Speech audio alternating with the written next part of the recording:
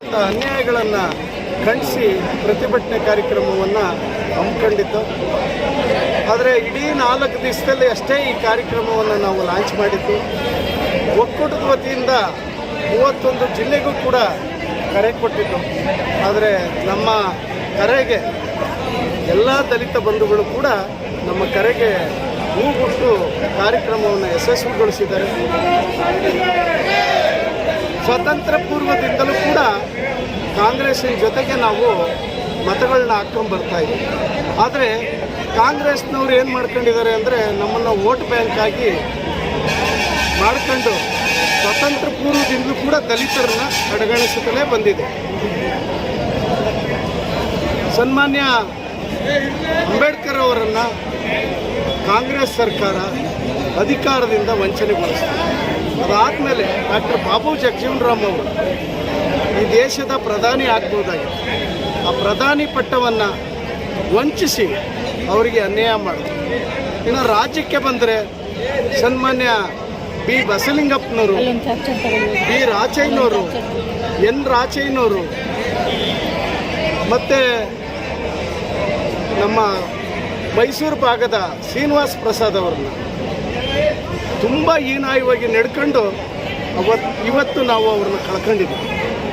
ಆದರೆ ಕರ್ನಾಟಕ ರಾಜ್ಯದ ಕಾಂಗ್ರೆಸ್ ಪಕ್ಷ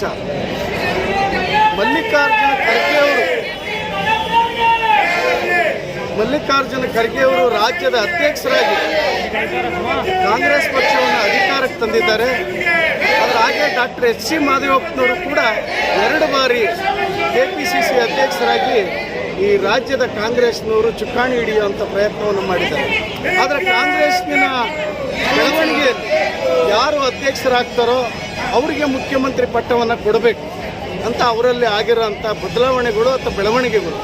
ಆದರೆ ಎಲ್ಲೂ ಕೂಡ ಜಾತಿ ವ್ಯವಸ್ಥೆಯನ್ನು ಇಟ್ಕೊಂಡು ನಮ್ಮ ಅಸ್ಪೃಶ್ಯ ಸಮುದಾಯಕ್ಕೆ ಮುಖ್ಯಮಂತ್ರಿಯನ್ನು ಕೊಡಲೇ ಇಲ್ಲ.